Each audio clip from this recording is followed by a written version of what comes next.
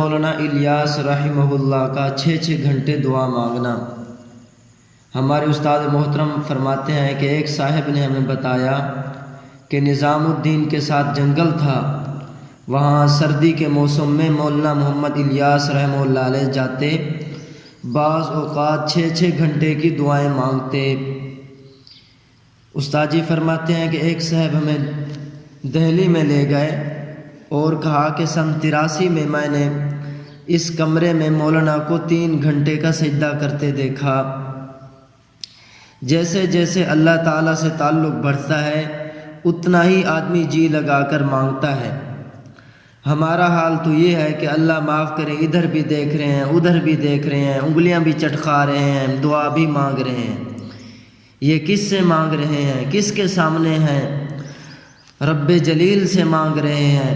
وَتَبَتَّلْ إِلَيْهِ تَبْتِيلًا، سب سے تعلق و خیالات منقطع کر کے پھر اللہ سے مانگے۔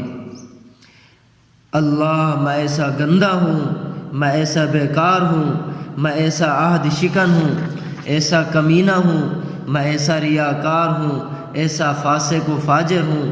یا اللہ میرے اندر یہ عیب ہے اور یہ عیب ہے۔